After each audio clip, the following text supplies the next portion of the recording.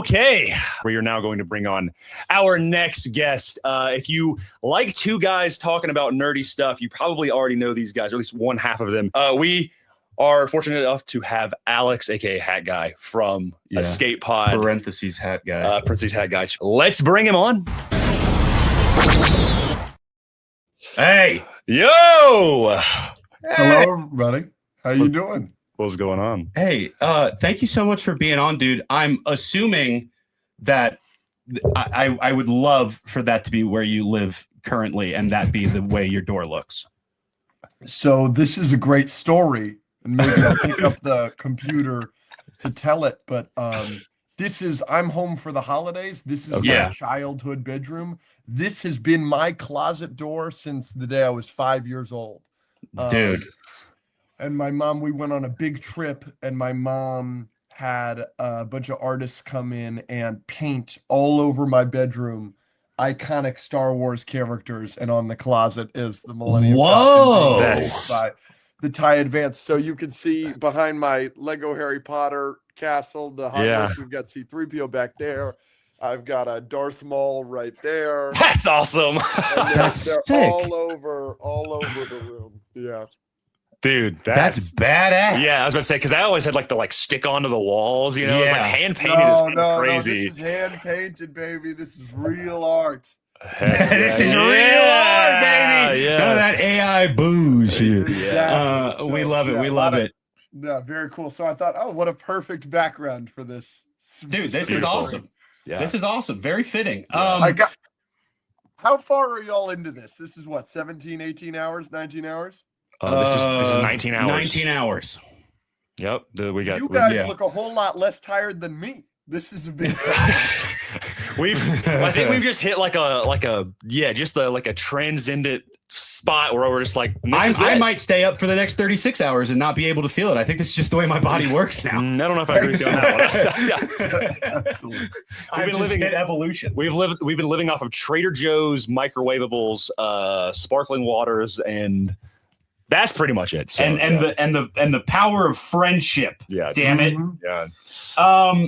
Hey, buddy, what we plan to do this lovely morning is on your podcast, the Escape Pod podcast, you get to talk about Star Wars, but I don't think, from my look back through the archives, and as a listener, a viewer, you've never done a full Star Wars episode before. I don't believe. If I'm correct. I think you are mostly correct. Yes. The closest being Luke with Luke's Outpost. Yeah. Yes. Yeah. That's I would say. But I think we talked MCU in there. No, but Star Wars is by far my favorite franchise, as you can see.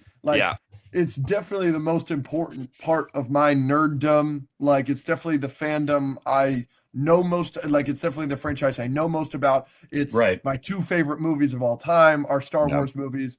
I love Star Wars more than anything, and I don't really, as you just pointed out, I don't get to talk very much. We're very MCU, now with James Gunn's DCU, we talk about DC a lot more. It's a lot of superheroes and docking and horses. It's not. What was it? The last episode, you guys were talking about what the pod has turned into, of just the different eras of the pod and how it's docking. And look, everybody has eras. It's like you're like Taylor Swift and you're in your docking era. There you go. What we wanted to do for this specific conversation was give you the opportunity with us to kind of gush about your favorite things in Star Wars. And what we are going to do is a snake draft. This won't be technically a competition, but kind of not really, but sort of. Kind of not really. Where we are going to go one by one in a snake. It's got to be the coin. No, there's a Republic credit. Oh, we're getting the Republic credit, baby. Where you as the guest are going to get to go first. And then from there, we are going to snake back around and we are going to go through our favorite moments in Star Wars and make our top 5 drafted list. The only thing is, if it is picked by another person, you cannot put it on your list and you will have to fill in that spot with a different moment. This could be anything from a small frame in Star Wars to an entire scene, to a line, to a quote, whatever it is, a book moment, a comic book moment, an audio book moment, whatever you want. Sure, From the shows, whatever. This is just our opportunity to, at 18 hours into this, to talk about what we love about Star Wars as much as possible. And that you're in your childhood bedroom for that is such an incredibly cool setting. Yeah. It's good. I'm happy to be here, and I'm happy again. Thank you guys for having me on this stream. I'm very happy to be here. So I'll start. Are we going? Yeah, you got your number one, dude. Yeah, and then we'll flip a coin. We'll flip a coin between him and I. Yeah, I think I'd be so wrong, right? This isn't my favorite moment in Star Wars. This isn't my favorite scene, but I think I'd be so remiss to not pick "No, I Am Your Father." First overall, right? The greatest twist in cinema history. Yep. The pinnacle, the climax of arguably the greatest film ever made. Just a brilliant piece of writing, world building, etc. It's hard not to go with that one. So that's my first overall pick. I mean, we were talking about Letterboxd with Brandon. There's a reason why the spoiler tab on Letterboxd is Darth Vader's mask. Yeah. That's just the spoiler, you know? Yeah. Yeah. That's a good one. That's probably the pick. There's a couple that might compete, but I would assume, like, if anybody was to say, give me a Star Wars quote. Yeah. It would be probably like that, or like do or do not, there's no try, you know? Like that's probably the top two that people are going to be like, oh yeah, Yoda. Yeah. Yeah. Nowadays with prequels, kids, though, you get a lot of like, I have the high ground. Like, oh yeah. Revenge of the Sith stuff. A lot of prequels love. Like, I was having an argument with a good friend of ours, Leia Martinez. Oh yes. And we were having an argument the other night, not on camera, unfortunately. And she starts listing off her favorite Star Wars movies. And her favorite Star Wars movies, she was like, it was previously Empire Strikes Back, but now it's Rogue One. I hate that. Oh. I was like, that's fucking terrible. That is such a bad opinion. And she's like, what? You don't like Rogue One? And I'm like, no. And I start talking. Oh, I didn't know that. Oh, second worst Star Wars movie. It's Rise of Skywalker, then Rogue One. Wow. I knew he didn't like Rogue One. I didn't know it was that low. I didn't know it was that low. I do think it's improved in some ways thanks to Andor. I think that the Forrest Whitaker, Saw Gerrera stuff went from by far the worst thing in that movie to one of my favorite things in that movie after Andor. I think that they really flesh out his paranoia in Andor and really leads that into Rogue One. But I think that a lot of people are like, oh, especially after Andor, Rogue One's my favorite Star Wars movie. I think Andor makes Rogue One objectively worse. Like, Cassian is not the same guy that he is in the TV show. He's not. I kept waiting for him to start killing people in cold blood because he kills Tevik in cold blood on the Ring of Caffrine. No problem. Just because he got a bum leg. I kept waiting for them to kill Luthen or kill Bix or kill somebody close to him where he's going to snap and start killing good guys like Luthen. He never does that. He's constantly like the good guy fighting for people's lives. And that's our introduction to his character. The first thing we ever saw him do on screen was kill a guy that just helped him out because he had a bum leg. That's a very evil, mean thing to do. And I think that's totally out of character for the Cassian you gave us in Andor. First scene of Andor season 1, though, is he kills what's his name in cold blood. So I know, but he kills that guy that harassed him. That was racist to him. That's also a bad person. Like, yeah. Like, so the only other instance, and this is in season 1, which I can't remember. Do you like season 2 or 1 better? You like 1 better. Okay. I think I like 1. I don't know. I go back and forth. The only instance I can think of is because Cassian goes back and forth on like whether he's like kind of his moral conundrum. The reason Luthen chooses him is because of the way he's willing to do things. The only instance I can think of, which is more in cold blood, like I know the guy was going to betray him, but with Eben Moss Bachrick's character, he's like that was just more after so like just to cover his trail, not like he wasn't even going to like. He's like, I'm just going to take the thing, and then Cassian was like, and you know, like, and even in Rogue One, I think when he kills Timok, it's in like he doesn't want to have to kill him, but he's freaking out. Like, I've got to do this. And it was like a safety thing. Who is it Dravis is his name? That guy's kind of also like working outside of the perimeter of like Mon Mothma and stuff. So he's like, hey, you're talking about Draven. Draven, the principal from Sex Education, who I love, by the way. He got some work in the Star Wars universe. But I don't know. I do kind of agree. You're misremembering the Rogue One scene a little bit. He's not really like, oh no, I've got to kill you. He's just like, come here, I got you. And then he shoots him in the back. Yeah. But again, look, all good. I'm not a big Rogue One fan personally. I think I watched it 4 times in theaters because I was like, trying to convince myself that I like it, but I just, for the fact that I can name all of them, no problem, I really have trouble caring about any of those characters. Andor makes it easier because I like Cassian now, but like, I don't give a fuck about Jin or Galen Erso. I don't think yes, it's awesome that Donnie Yen is a blind Force user, Chirrut Imwe, but like, I really don't care about him or his relationship with Baze Malbus. I think there's an incredibly cheap moment at the end of Rogue One before the final battle where Baze turns to Jin and he's like, good luck, little sister. That's their 3rd line of dialogue that either of them say to each other the entire movie. Like, that is so unearned. Now, I love, after Andor, I like Krennic even more, right? Right. He's great. I mean, she's alive. It's a miracle. Like that. Yeah. So there is good stuff in Rogue One. Look, I love every Star Wars movie except Rise of Skywalker, so I do love Rogue One. Anyway, back to Leia. I'm like yelling at her because I'm like, that's a terrible top pick, especially to replace Empire Strikes Back. Empire. Like, you're one of these normies that just has Revenge of the Sith at the top. And whoa. I was very offended that she assumed that. I was very offended that she Kevin Costner. That. Yeah.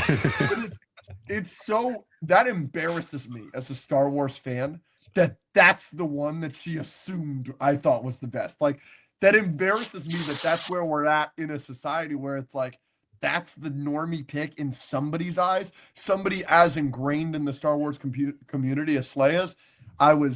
That was a tough night for me. I was not happy. I was talking about, because I knew you're like, I like Revenge of the Sith, but like Empire Strikes Back is my favorite movie of all time. Yeah, good take. Yeah. Thank you. Yeah. And I was like, people are like, oh, Revenge of the Sith is so much better. And I'm like, listen, I like Revenge of the Sith. I will say the book makes that movie so much better because there's so much, like, we're talking about like Padme getting cut out and everything. Like, oh my God. Like the Revenge of the Sith novelization is my favorite stuff that they add in the novelization is the stuff that makes Anakin interesting. Like, yep. I get a lot of flack because nobody's meaner on the internet to Hayden Christensen than me, which is crazy, by the way, because like he was bullied out of acting in 2005. Yeah. Like, he was so bad in those movies that like he didn't get work for 15 years. So like, I hate that I've become the anti-Hayden Christensen guy. He's on my wall. Like, he's So I love him, but I just think we have to be honest about him. Yes. The stuff in the book for him is so much better. The stuff where he's killing the separatists on Mustafar, and they're like, we were promised a handsome reward. And he's like, I'm your reward and I'm not handsome. Like, that's You don't think I'm handsome? That's so good. We don't get anything like that from Anakin in that moment. Like, there's so much more nuance, especially the stuff with like Palpatine. Like, Palpatine is great in the movie, but like those scenes with him in the book are infinitely better with the way they're described and stuff. Like, and of course, like the dragon stuff too. Like, the lore reason for him to have yellow eyes in the Mustafar scene, killing the separatists, and why he didn't have the Sith eyes killing the Jedi at the temple, is because he was having fun killing the separatists, but like was still sad about killing the Jedi. That's the lore explanation, because you get the Sith eyes when you are having fun doing evil things, right? But you don't get that at all in that scene. You still think he's sad. Like, if I was to explain to a casual Star Wars fan that the lore explanation is because he killed all the Jedi and now he's killing the separatists, so he's done truly evil acts. If that was a fan of Star Wars that's only seen Revenge of the Sith could be like, oh yeah, absolutely, no problem, because that's not conveyed in Hayden's acting. It's not conveyed in the direction. It's certainly not conveyed in the lines, because there are no lines in that scene. Like, it's just aura. Him at the camera with the fucking yellow eyes, which I'm not gonna lie, I don't think there's a cooler look for Darth Vader. Right. Blue lightsaber, yellow eyes, hood up. Yeah. Absolutely. That is peak Star Wars. Absolutely. Right, that is there. Vader at his peak. I'm not bothered by it. I would just like to see a little bit more, like you said, what they explain in the book. The book does improve the movie quite a bit. Now, again, I'm a hater of Revenge of the Sith, whatever. I still adore the movie. It's still one of the movies I've seen the most in my life. Absolutely. I love it with all my heart. You know, I rewatched it in theaters at the re-release, and I mean, I think that there are some horrible lines in that intro before that fight. Yeah, if you're not with me, then you're my enemy. Oh my fucking goodness. Like, that is terrible. And again, only a Sith deals in absolutes. That's an absolute. But I'm sitting there in the theater going, oh yeah, this is fucking awesome. Like, dude. It's the best. The build up to that fight is the best. Yeah, dude, it rules. Yeah. And that's why, like, when we're talking about like quotes, it's like, no, I am your father. And then like now everybody on TikTok who's like, hey, I know about Star Wars, or like POV, I have a new boyfriend and he recites all of Revenge of the Sith. Like the monologue with me. Like Revenge of the Sith hype train has gone crazy. Yeah, especially this year in year of our Lord 2025. I love Revenge of the Sith, but I guess we always should make our picks. Yeah, I guess somebody should do their next pick. Sorry. No. This was not. If you're gonna have me on, it's gonna be a total yap fest. That's what we're here for. Oh, I cut about 30 minutes out of the 1 minute clip of our trivia. I remember. I know who we're talking to, Bubba. I know what we got. We're gonna get sidetracked a million fucking times. One of y'all is gonna draft a scene, and I'm gonna go, oh, we got to talk about this. Absolutely. Well, that's the point. That was the okay. Yeah. You want heads or tails? I'm letting you call. Tails never fails, baby. There you go. All right, you got tails. Cool. That's you. That was one of the worst coin tosses I've ever seen. No, it's a 3D printed like plastic. Yeah, there's like no weight to it at all, so it just is like you could blow on it and they'll fly through the wall. Yeah. You get killed like Magneto in Days of Future, or that's Days of Future Past. Yep. Yeah. I don't know. Well, no, that's First Class. First Class. Where he puts First Class, correct. Yeah. Yep. The coin through his head. So I'm gonna have to pick this. This is my favorite scene in Star Wars. I would say it compares to the "No, I Am Your Father" scene. Probably not. Maybe not on that list in terms of iconicity. However, in terms of like the lore of Star Wars and the importance, it is "No, Your Highness, I am a Jedi, like my father before me." He throws away the lightsaber. You failed, Your Highness. Yeah. I love that scene. I think it's like, I have Luke Skywalker's lightsaber tattooed on my arm.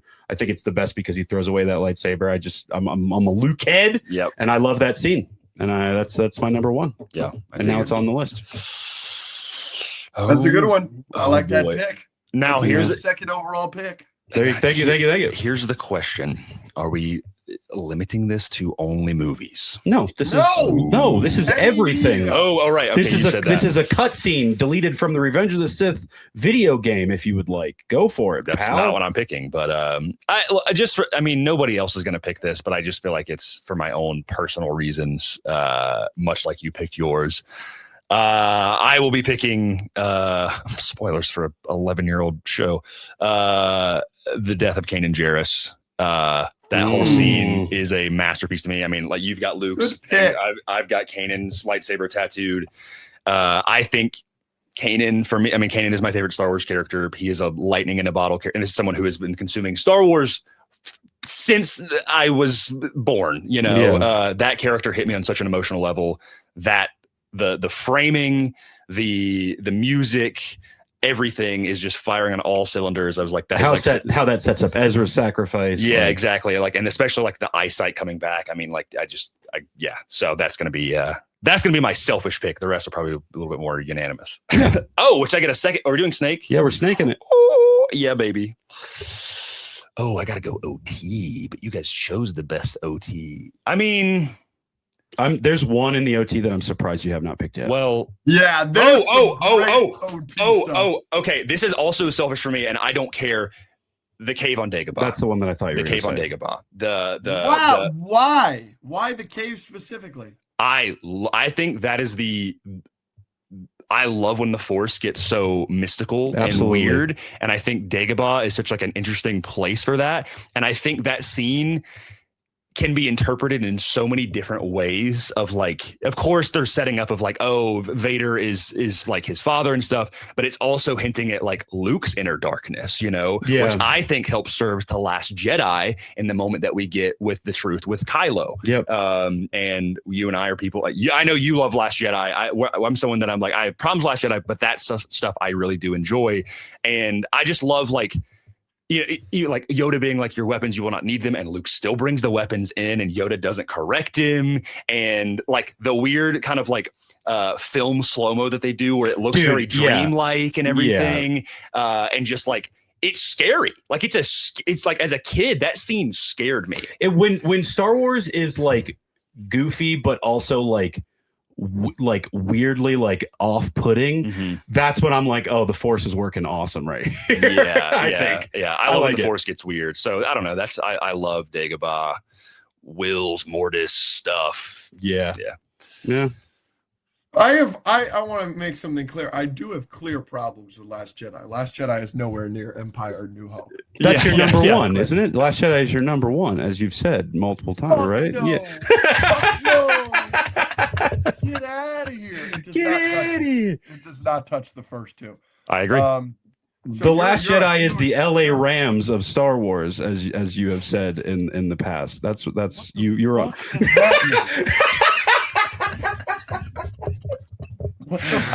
I'm just joshing. This guy's don't listen to this guy. So you're a huge Mortis guy.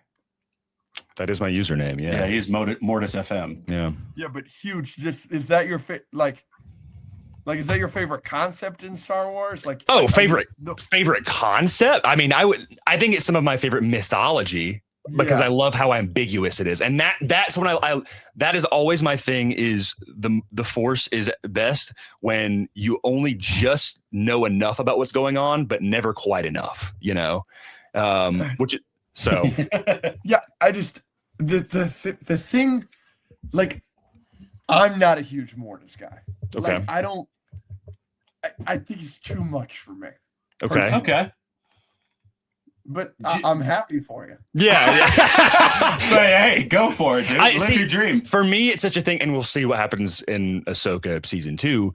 I like that I don't really quite know the answers. Like, is it all real? Like, what is and I mean, like, and I'm sure you're the same way. Like, when they were writing that arc, of course it was like during the midst of the EU stuff, and like I don't know, like there's like little, you rewatch that arc and you're like, wait, there's a whole lot going on here that we glanced over. Like, there's like weird ties to like Old Republic going on, and of course there's like deleted scenes with like Bane and Revan and stuff, which I'm like, okay, that's fine. I just think that stuff is like so cool. It's one of my favorite Clone Wars arcs for sure. Now it doesn't beat Siege of Mandalore, absolutely not. But you know, which is I think the greatest, one of the greatest Star Wars movies, even though it's not a movie. Yeah, those last 4 episodes could have been a movie, and it would have been. If you consider it a movie, you could certainly make the argument it's the best Star Wars movie. It's in my top 3. Me, the first 2 Nazi. Like, I would kill somebody if they say that their favorite Star Wars movie isn't one of the first 2. Yeah, and still. Like, you're ready to die, Will. No, I mean, I'm not far off though.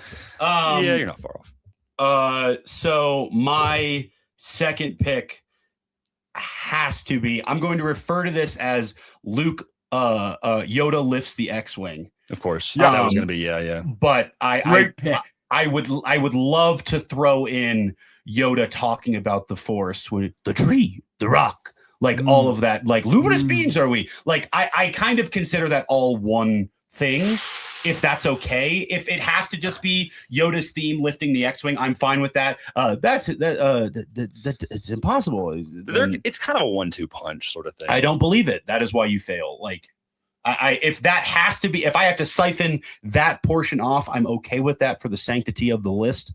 But that is my number 2. I'm cool with giving it to you because that would have been my next pick, is Yoda lifting the X-wing, And Okay. if you would have given me that, like, I wouldn't pick just the conversation. I think you need him lifting the X-Wing. Absolutely. So I'm fine with giving that to you if we're all okay with it. Yeah, I'm Yeah. fine. I'm fine with that. Yeah. I mean, it is truly a clear line of the beginning of the conversation and the end of the conversation, and the period of that conversation being the lifting of the Yeah. X-Wing, and then that is why you fail, and then it immediately just There isn't any cuts cuts. between that conversation and then him lifting the X-Wing. it doesn't jump anywhere else. See, I think I feel like it might jump to the other group and then come back. Like to That's Han what and I'm Leia. saying. Yeah. That's what I'm saying.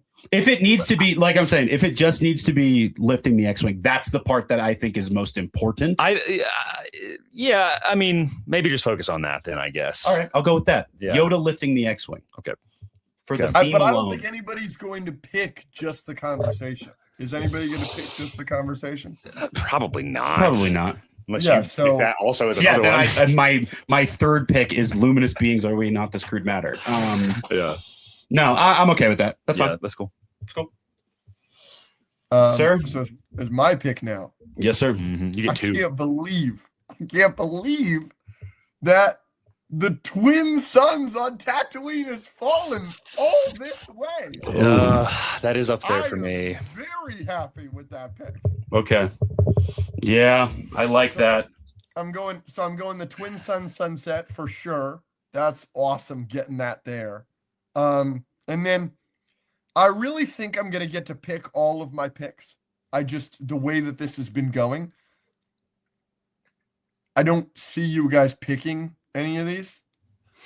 The Yoda lifting the X-Wing would have been my second pick. Sure.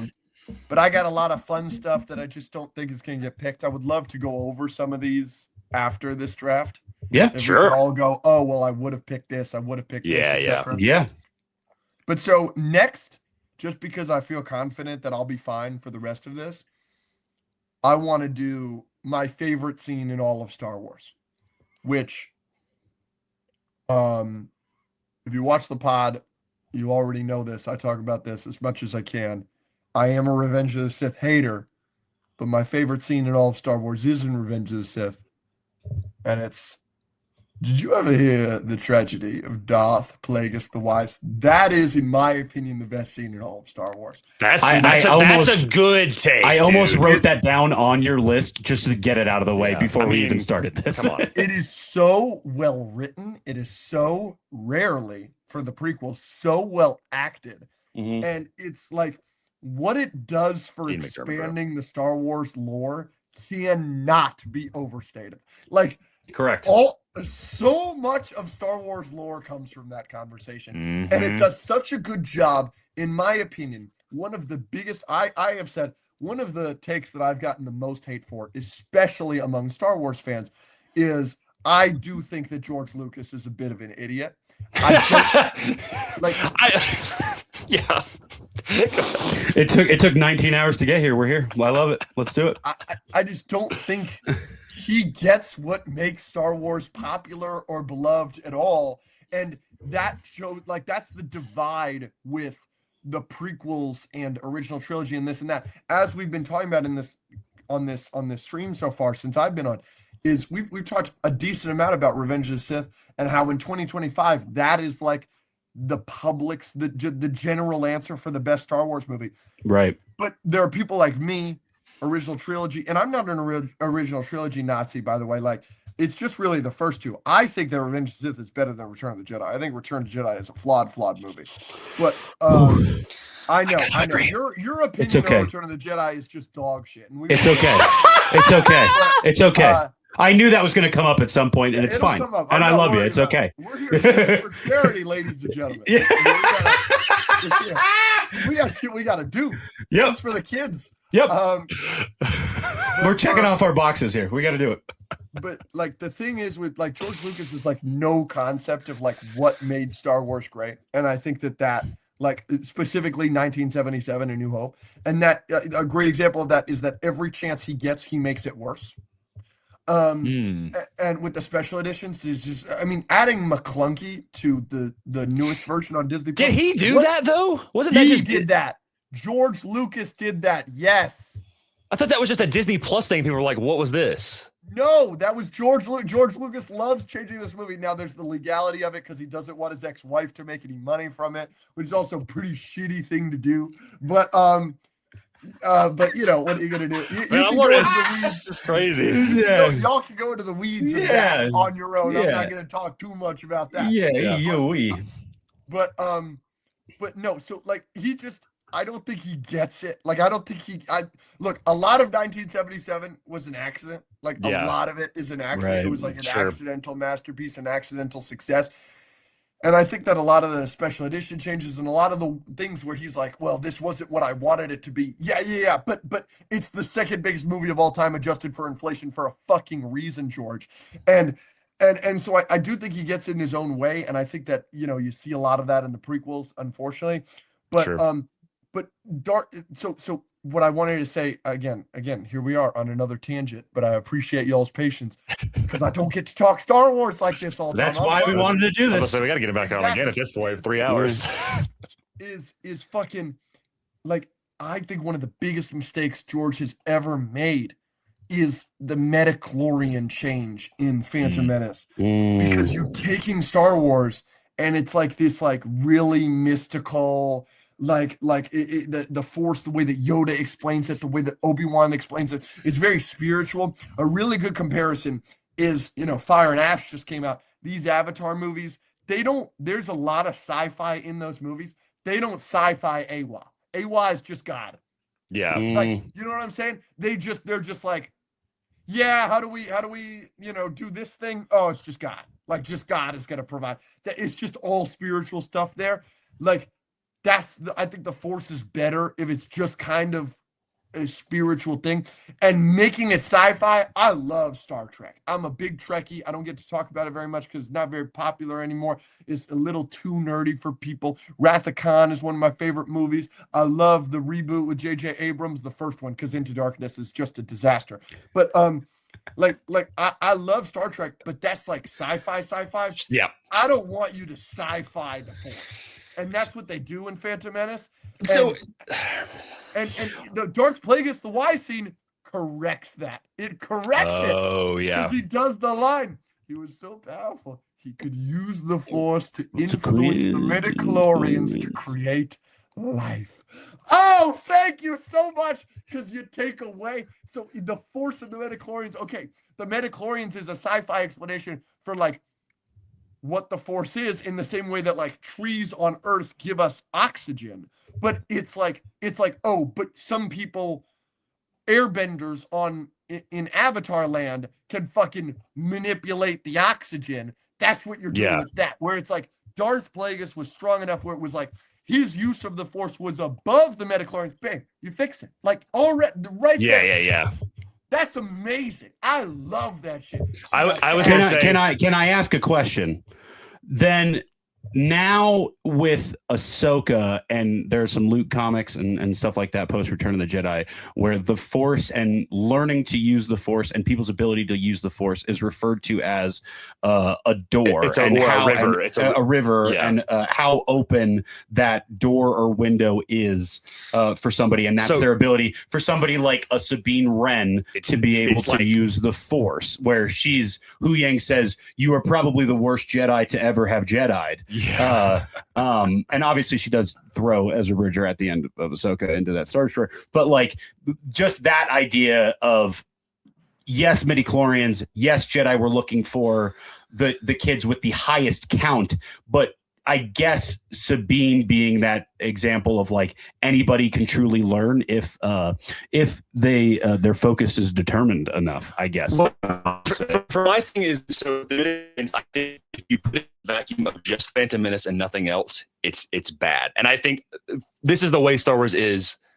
We've gotten a lot of supplemental material to like rectify that. And obviously like the Plagueis line is like, that came out like a handful of years after. And then of course that comic stuff of like the way I've always been about midichlorians is I was like, it's kind of showing that the Jedi have become so fixated on like just the numbers thing. Because just in the context of Phantom Menace, it's like Dragon Ball Z power rating, you know? Absolutely. And you're like, this is dumb. That doesn't make any sense. However, when you compare it to the Plagueis stuff and how it's like this kind of mystical, like we don't really fully understand it. And then also the Luke explanation in that Kylo Ren comic where he's like, hey, Ben Solo, he just has a way more natural talent, but that doesn't mean that because you have a lesser amount doesn't mean you can't get up to his level. Obi-Wan Kenobi was one of the worst Jedi to ever start. He didn't become like he's still a Padawan. He's like 29, which is like way late. And then he becomes one of the greatest Jedi ever, even though he has like objectively a very low midichlorian count. So they had to like jump through hoops to fix it and stuff, which I never thought about that with the Plagueis scene, which I think is fantastic that you brought that up because I never thought about that. But yeah, I think in the context of Phantom Menace, I'm like, I like to be open-minded about that stuff. I'm like, yeah, if I watched the Phantom Menace and just had that and nothing else to explain it to me, I'd be like, this is dumb, you know? Yeah. Well, I'm fine with the, like you just brought up how it is just Dragon Ball Z. But Yeah. it's over 30,000. That's more than Master Yoda. Yeah. What the fuck are we doing? But I'm fine with it after the Plagueis scene. Yes. Right. Because the Plagueis scene, you have now given it a vessel for it to be back to God. You know what I'm saying? It's back to a spiritual thing. You know what I'm saying? So then I'm okay. And I do love the lore stuff that like Ahsoka is really strong. And you cut Maul in half. So he is not nearly as strong with midichlorians. Right. But he's still much stronger than Savage because Savage was kind of created. You know? Sure. So now, like, I love that shit. But that's all after the Plagueis scene, which has allowed me to accept it all. Yeah. I do want to say that real quick, but I loved that whole rant. Yeah, and also with the George Lucas thing of like, hey, listen, hey, we got all this Star Wars stuff. You like, we can critique it all day long. I also agree with you that I'm like, I think George Lucas maybe in the prequels got a little bit ahead of himself, and the reason why the OT works There's so that clip of him going, I think I went a little too far or whatever. Yeah. And it's like the original trilogy, it was such a lightning in a bottle thing, but because of like he stepped away being a director because he was like, this is too much for me. And it just happened to work out because of his ex-wife and everything like that. And then when you get to the other two movies, when you get Irvin Kershner coming along, who made a lot of fantastic decisions for that movie and allowed other voices to kind of step in. I was like, that's when it like clicked. I think George Lucas is an excellent visionary. I think on paper with like writing and stuff like that, that's where it gets a little like, Lainey at Light Force Podcast asked us earlier today. She gave us these hypotheticals of like, okay, you can keep this one thing, the rest go. And it was one of the hypotheticals was like, okay, the sequels are all done by the same group and like a consistent group of directors, but it's the George Lucas treatment of the sequels. And I'm like, while on one hand, that would be cool. Yeah, the carrot that's dangled in front of you is that it's all one group, one connective plan. Yeah. But then the caveat is it's George Lucas's it's that Leia's actually the chosen one, and Darth Maul and Darth Talon come in, and I'm like, see, I like the characters we have now. Is the sequels done very inconsistently? Absolutely, but I don't want that. You know, I'm like, I'd rather what we had now be more consistent. If that makes sense. I think, I think I feel the same way. I don't know. I'm curious what your take is on that, Alex. That's so interesting. Well, shout out Lainey. Yeah, she's great. Life Force Pod. She's brilliant. And I've been tagged in her Lord of the Rings' peak video maybe 1,000 times. Lainey. I'm a big fan of what they do over there. And shout out Lainey. That's a great hypothetical. Yeah. Still won't watch the back. My perspective on that, I don't have a perspective either way. I think that I like Last Jedi better than anything we would have gotten out of that trilogy, but I probably would like that trilogy a whole lot more than Rise of Skywalker, which I really do think is such a dark spot on this franchise. Mm-hmm. It's just so hard for me to look at that movie. Like even rewatch, I could rewatch every other Star Wars movie, no problem, except for that. That one is just so bad. But the thing is with this whole thing is the only interesting perspective I can give on that hypothetical is you couldn't have done that because the hate for George Lucas in 2015 was at an all-time high. Do you remember? You guys are older than me, I think. So you guys probably remember this. There was that great, hilarious viral video that was, I think it was by Tim Fed, I can't remember exactly, where it was the Force Awakens teaser, which broke all the records and was super big deal. The Force Awakens teaser trailer, if it was directed by George Lucas. And I do remember seeing that. Shoving all of this CGI bullshit into every single frame. And then at the very end, Jar Jar's back and this and that. Yeah. And it was, that video was like super popular. Like that was a very famous, popular video. Yeah. And that's what the hate. Like I remember one of my favorite YouTubers of all time is Mr. Sunday Movies. And whenever people ask me, people ask me, what's a podcast that you like or you look up to for the Escape Pod? 100%, it's the Weekly Planet. I love those guys so much. But Caravan of Garbage is just the best. All time stuff. I love Mr. Sunday Movies. I love his co-host Wikipedia Brown Mason. I love them. But like I'll never forget, I was watching his reviews of The Force Awakens before the movie came out. And it was like, is the movie, because he's raving and raving and raving about it, because everybody was raving about Force Awakens when it came out. He's raving about it, and he was like, is it better than the original trilogy? Too early to tell. Is it better than the prequels? Already better than all 3 prequels. And it was like, that was the public opinion in 2015. It wasn't until my generation, born in 2000 or later, 99 or later, that we were like 5 when we saw these movies. Yeah. That those kids got on the internet in 2017, 2018, 2019, 2020, etc. And then the sequels are kind of completed and they go out on a shitty end and this and that, where it's like that generation where it's like, oh no, the prequels are fucking awesome. This is a new thing. But nowadays, if we have a guest on our podcast and they say, oh yeah, Force Awakens is clearly better than Revenge of the Sith, they're going to get absolutely lambasted. Massacre in those comments. But back in the day, that was a regular thing to say. 10 years ago, like the first year after that movie was out, like leading all the way to Last Jedi, that was a very normal take. Yeah. Oh, absolutely. Yeah. So, and that was most of the hype for The Last Jedi, I believe, is because they were like, if that's what the first thing can do, let's see where the rest of it goes. And Rogue One, this is so interesting that this has changed so drastically, but Rogue One was actually the worst of the 2 Disney movies. And you look back now, and I think that public opinion is like, Rogue One is the only good Disney Star Wars movie. I think that's people will say that and like Mandalorian season 2 or something like that. But that's not a movie. That's not a movie. Right? So if you polled 1,000 Star Wars fans, I'm not going to ask a casual person, because a casual person, you're going to get a Rise of Skywalker every once in a while. You're going to get somebody that still says Revenge of the Sith. Like casual Star Wars fans, no, but like a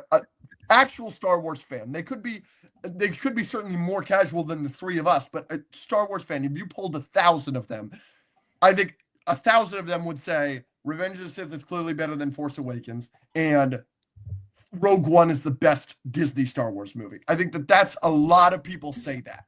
I don't think that that's a crazy opinion, but I remember like Chris Stuckman. I don't know if you guys know him. Shout out him. Shout out Shelby Oaks. Yeah, shout out him. I was a big fan of his growing up.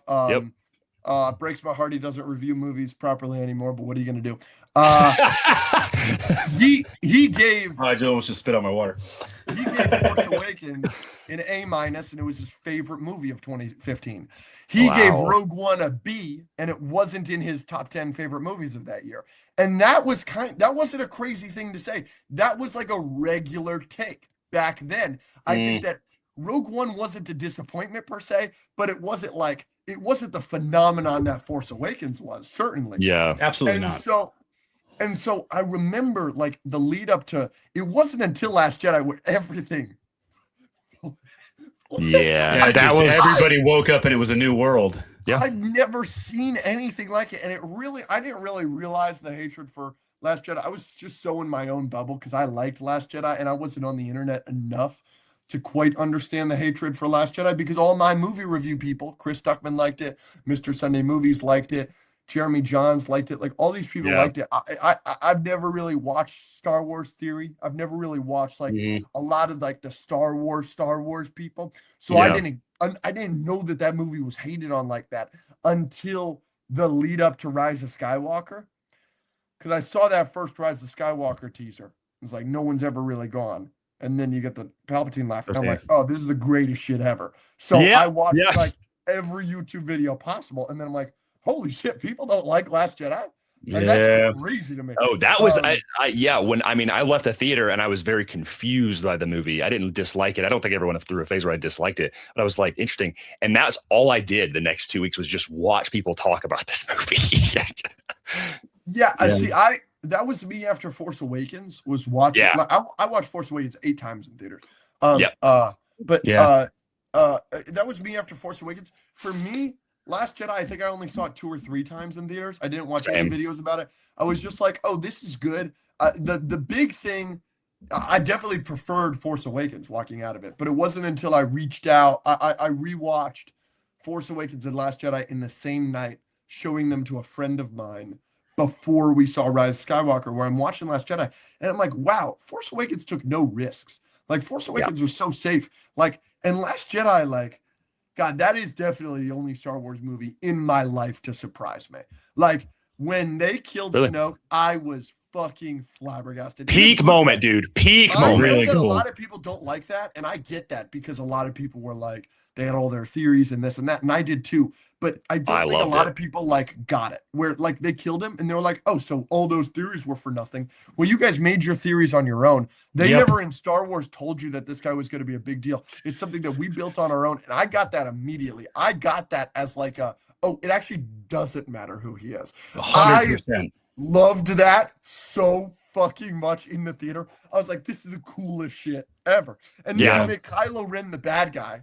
And so he is the exact opposite arc of Darth Vader. And I'm like, oh, this is so awesome and fun. And you don't really buy him being that, or that his arc was going to go that way, because of what they did with him in Force Awakens and how he kind of looks like a bitch in Force Awakens. Like, I thought they made so many shocking choices in Last Jedi to tee up to what could have been a great third movie. And it's just the pussying out and just making the issue with Rise of Skywalker is it's a sequel to a movie that doesn't exist. Like, the issue is, there was backlash for Empire Strikes Back when it came out. Yep. But now we look back on it and it's like, oh yeah, that's the best Star Wars movie. That's one of the best movies of all time. Like Disney should have learned that lesson. And like, look, there are a lot of haters of Last Jedi. There are a lot of them, and I'm not going to deny that. Anytime I say anything positive, I say stuff like that people are like, oh, that's a good take. And I see comments all the time on Instagram, on TikTok, on YouTube, whatever. It's 50-50, and it's a comment. And I say a good MCU take. And it's like, I like this take, but this guy likes Last Jedi, so everything he says is invalid. Right. I see that all the time. People hate Last Jedi. Hate it. Yeah. But, like, I do think, no matter what you think about Last Jedi, I think everybody would have accepted a sequel to that movie. Like, 100%. You fucking made it. To pussy out and to go back on it as much as you did, you didn't please anybody with that movie. Anybody. Disaster. Sorry, we are off topic again. Let's go back to the draft. No, I was gonna say, is it my pick? I think yes, it's yours because he got his 2, and then we'll keep it rolling on the Last Jedi talk. This is absolutely on my list. This is not only one of the greatest lessons in Star Wars, but this is one of the greatest lessons in almost any mythology, any IP that you can possibly talk about. My hat is downstairs, but the greatest teacher failure is we are what they grow beyond. It, like, I have chills watching that. There's not a moment where I watch that and I am not in tears. Yoda is speaking to Luke Skywalker. He needed to learn that lesson. I constantly need to relearn that lesson, and I am grateful for The Last Jedi of giving that to me as a a way to remember myself, to remember that lesson in my daily life. It is also just canonically and with the impact of the story, that is in my opinion, the crux of the sequels. And like you were saying, it went a different direction where that crux was holding it. But if the jumping off point was a lot different from that moment, that could not have been a better foundation for where they could have taken the rest of those movies, and that movie specifically. That's crazy. But that scene alone is one of the greatest in all of Star Wars. Yeah. I had that written down. I had the Yoda Last Jedi scene written down, but I'm so happy you took it. Like, that is so exciting for me. Easily my favorite scene in that movie. Absolutely. Easily my favorite scene in the sequels. Like, absolutely. It is perfect Yoda. He's a puppet. He's funny. Yep. Goodness gracious. Why is it so hard to make? Why does nobody want to make Yoda funny? Hysterical. We're gonna do a giveaway, that's the giveaway alarm. But we're talking. Yeah, you go in and put it in the. We're gonna give away some Tatooine Trader shirts. We have a triple XL and a large. Yeah, there we go. So we're gonna put those in there. He was nice enough to send us some, and we're gonna send them out to some people. So Excellent. Yeah. So just Yoda being so funny in his first appearance. I don't understand why he's so unfunny in the prequels, and then you bring him back. He's hilarious in Last Jedi. Page turners, they were not. Oh, yeah, so it's great. It's great. So it's great. Good. Yeah. What are we giving away? You're giving away Tatooine Trader shirts? Yeah, Tatooine Trader shirts. We don't have them with us because we didn't get them here in time yet, but we have a couple different sizes that he donated. Some people we've already given away some. I think this will be maybe the last two. Yeah, we're gonna run both of these last two. So I've only got a large left, and then oh my goodness, can I friggin' pull it up, dude? There he is. What I'm gonna do is do this, and here's the giveaway. In chat, hashtag TLJ to be entered into the giveaway for some Tatooine Trader stuff. Some Tatooine Trader stuff. We gotta have fun with it. While people are putting hashtag TLJ, truly cannot thank you enough for being on here to talk about all of this. I think one of the biggest things that we try, and I know you do as well, to try and promote is, regardless of what your opinion on Star Wars is, have the opinion, just don't be a jackass about it. Yeah, dude. And that's something that I think a lot of times people don't know. We have so much fun ragging on each other for what we think is right and what we think is wrong. But once again, these are all movies that we all grew up loving, and like you currently are in your childhood bedroom with these Star Wars pictures and iconography all over your walls as a kid. As much as we might not like something or think something is a dog shit, to use a hat guy term, I think it's all extremely important for the best mythology of the modern day. I agree. Yeah. I agree. I couldn't agree more. Unfortunately, some people do misconstrue the way I speak, because I don't come for anybody publicly. Sure. I'm mean to my friends, but that isn't. So like it is difficult because like I'm gonna agree with everything you're saying, but I know that there are some people on the internet that could clip this and be like, oh, that's a little hypocritical coming from that guy. This moment that he called so-and-so on his, Luke's lightsabers on Luke's outpost on his podcast. He told him he was an idiot for feeling this way or this or that. Like, I do think that this is different when you're doing it with your friends, where it's clearly there's playful. context to it. I'm very playful with you guys. I like you guys quite a bit. We hope. So it is a tad different. But I couldn't absolutely. agree more. Just be nice to everybody. We do all love Star Wars. I may love a different movie than you, and if you really love Rise of Skywalker, that's interesting. That is something I do. Dude, that's so funny. If you like Rise of Skywalker, that's interesting. Like, dude, I love it. What are you gonna do? That is something that I do believe firmly. And I want to hear you boys' perspective on this. I feel this with every being in my heart. And a lot of people disagree with me. That's fine. But I feel so strongly that we're going to wake up in 10 years and the children that grew up with the sequels are going to be like, yeah, like Force Awakens is peak. There's no better Star Wars movie than Force Awakens. It's already kind of happening. Yeah. Last Jedi is a masterpiece, and if you hated on it when it came out, you're a bitch and you're a bully. And all of you guys that bully, they're gonna act like Kelly Marie Tran is Hayden Christensen. They're gonna be like, all of you people that bullied Kelly Marie Tran, you're the worst people of all time. And then they're gonna turn to you with a straight face, and they're gonna go, Palpatine coming back in Rise of Skywalker makes perfect sense, and it's the greatest ending in cinematic history for all of those ships to show up at the end in the ultimate Deus Ex Machina. Yeah, that's peak fiction. They're going to say that, and I feel that all of the prequels, I hope, all of the prequels people now, the 2025ers, right? All the people that are my age and a little bit younger, they're all gonna go, no fucking shit. They're all gonna go, oh. Yep. Yeah. Like maybe this is how we sounded. I hope their reaction isn't just to bully the shit out of all these children. Yeah. The way that I bully the shit out of all the current children. I hope that they learn from my mistakes. But hey, the greatest teacher failure is, Greatest teacher failures? Exactly. We are what they grow beyond. I'm telling you, I think that in 10, 15 years, I think that Rise of Skywalker is going to be super popular, and I'm going to lose my mind. But I'll be 30 by then. Hopefully, I'll be 40 by then. Hopefully, I'll be fucking worried about more important shit. Hat guy will eat his hat. That is awesome. Do we want to speed through our last moments here real quick? Yeah, I'm gonna draw this first giveaway. Okay, cool. Yeah. All right.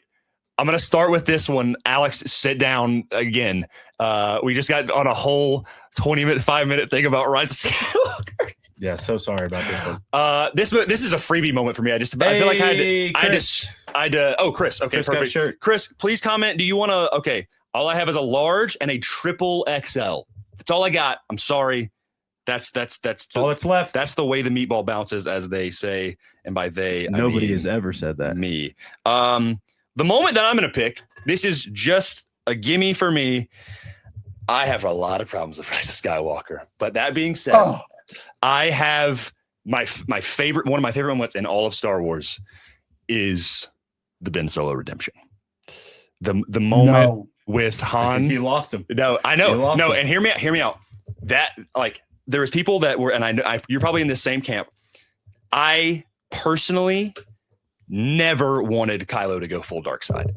It made no sense. It was antithetical to Star Wars. People were like, oh, he should go all the way evil. And I was like, killing Snoke and his father, he's constantly tormented. I like that he supersedes Snoke.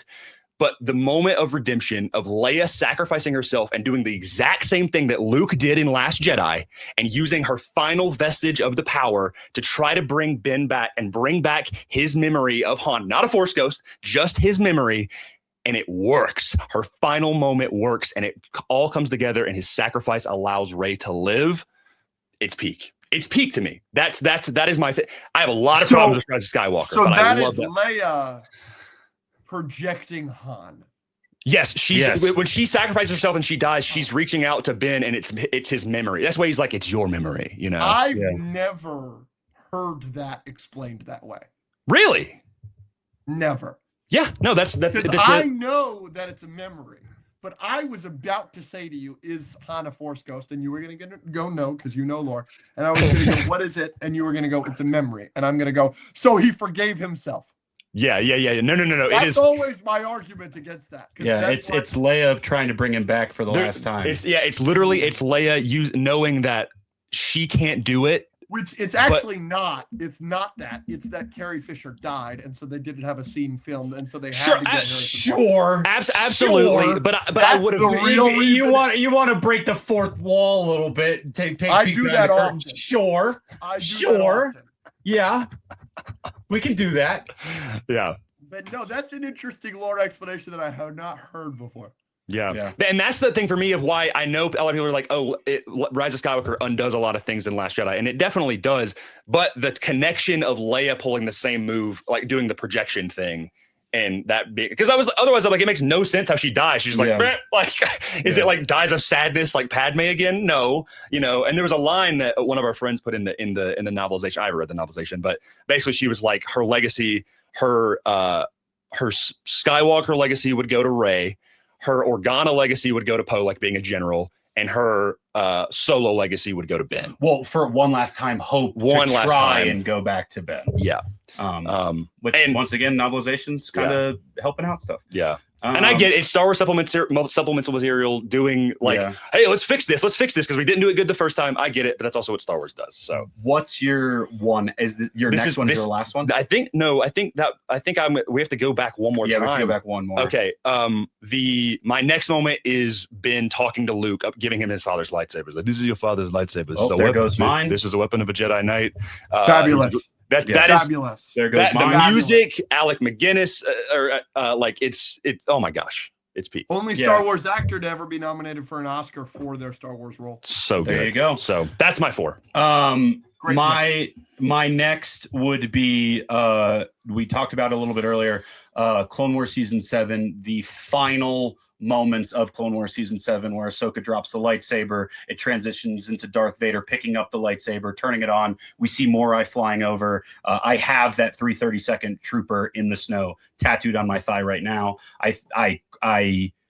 There has been rare moments in Star Wars where I had been as moved as the end of Clone Wars season 7. It truly is a movie. And for that to be the exclamation point at the end of what we would consider that to be those 4 episodes to be a film is a masterpiece. Yeah. That could not have been a better ending to what the Clone Wars series was, to what that time period was. And for us as fans of the Clone Wars, having that revived and brought back and then being given that is a fantastic gift. Mm-hmm. And I will always say, like, that iconography of just Vader walking away and in the helmet of the 332nd in the snow, beautiful. I love it. It's goated. Yeah. I think that's all of mine, unless wait, I've only chose 4, right? Okay. Well, you have one more. I actually have 2 more. Oh, he has 2 more. You go back. I have 2, and then you have 1, and then each of you have 4. Yeah. Okay. Perfect. Or no, that's not true. Don't Yes, you that is true. Don't you have 2 more? Because your last one was Plagueis. We got to snake it. I have 2 more. So my 2. Oh, I know my last one. Depends on how fun I want to go here. He's gonna torture us. Give me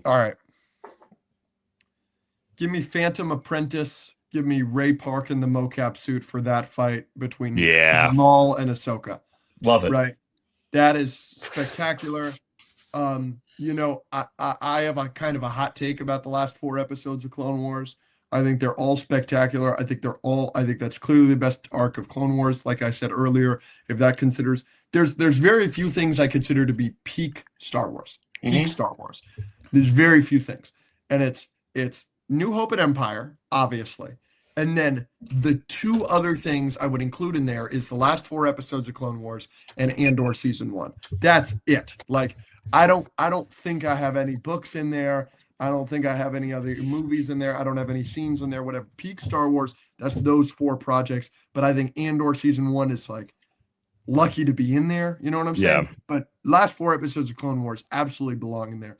I'm taking Phantom Apprentice as a moment, but I do want to say Old Friends Not Forgotten is my favorite episode of those 4. Yeah. And I know that that's a hot take. A lot of people like Victory and Death. A lot of people like Shattered, which is the Order 66 episode. And a lot of people love Phantom Apprentice because it got all that action and it's really got the Siege of Mandalore. But the opening with the flashback and it's like, and it's got the Yularen voice and it, like, that is so amazing to come up with the red logo. And that's the only recap we get for the last 4 episodes because it's playing like a movie. Yeah. And it's the old Lucasfilm. Yeah, dude. Yes. And when then R2 runs up to and Anakin, you get prime Anakin. Yep. There's only 1,000 droids up there tops, and he's just dodging and Obi-Wan's getting his ass kicked, and Anakin comes in. He does commit a war crime. What are you gonna do? Star Wars. Geneva Connection doesn't exist in Star Wars. you got the 501st Jet Troopers in that scene. Like, it's just is so good. I love Ahsoka coming back, Anakin freaking out about it. You get the whole 501st painting Ahsoka's face on their masks for the could not be better. For the, what is that, the 337th? 332nd. Second, yeah. Thank you, 332nd. It's just, yeah, I fucking love that shit. So yeah, I'm a big fan of that episode. So that's my favorite episode. But the fight for a moment, if I only got a moment, because that's so many different moments, give me the Maul Ahsoka fight. It's so good. The speech beforehand, she's totally gonna join him, and then he's like, "Well, we gotta kill Anakin." She's like, "What the fuck is your problem?" It's so good. It's great. It's great. And him, when she beats him, and he's like, "Let me die." Let me go. Let me die. Yeah, so good. Yeah. So that'll be my answer. And then my fifth pick, I'm struggling. I really want to go whimsical here. I really want to go funny. You know, to me, Star Wars is so funny. There's so many hilarious moments in Star Wars. So I really want to go a funny one, but I'm struggling not picking Luke Skywalker and Mando season 2. Oh yeah. Yep. I dig that. It's a gimme. It's a key jingle. You know, it's a good pick. Absolutely a good pick. I think for mine, to pull a prop out. Oh, this is not from a film. This is from the Battlefront campaign. Battlefront 2, where Luke Skywalker is looking for this compass. He helps. He is asked the question, the rebellion, and he says no, a choice to be better. That is Luke Skywalker to me, very much like, why should I help you because I asked? Why should I help you because I asked? Or why should I let you have this because I asked? Yeah. And then it's funny there, and he gets to like, dude, he's that is such a good, that's one of the best Luke Skywalker moments, and it's not even in any of the movies, it's in the flipping Battlefront campaign. It's awesome. Very good. Played great by Matthew Mercer. My moment, I mean, I have to, I'm the Han Solo guy. It's I love you, I know. They're great. I can't believe that's the last pick. I could not, dude. I'm the Han Solo guy. I love it. Yeah. Love it. Alex, I think we gotta get you out of here. We got our next crew, but we'd love to get you back on again because we obviously 1 hour is far too short for you know this very much. Anytime that you are like, hey, I just need a platform. Obviously, you have your own podcast, but like to just gush about Star Wars, even if you wanted to do a full 3 hour on Darth Plagueis the Wise and just that scene breakdown, we do that ourselves where we just take a scene and we talk about it for 3 hours. We'd love to do that if you ever have the time or ever feel so inclined. Thank you so much for being on to help out with this charity stream, dude. Keeping us awake for the end here. We're in the end game now. You're in the home stretch. Less than 4 hours. Yeah, we're good. We're chilling. I'm proud of y'all. I needed you to be in here to pump us back up after this. That was good. That was liquid vocal coffee. I needed conversation coffee. I love you, boys. You guys keep up the great work. Proud of what you're doing. Thank you for having me. Yeah, appreciate you. Thank you for being here, dude. We'll see you next time. Appreciate you. Bye-bye.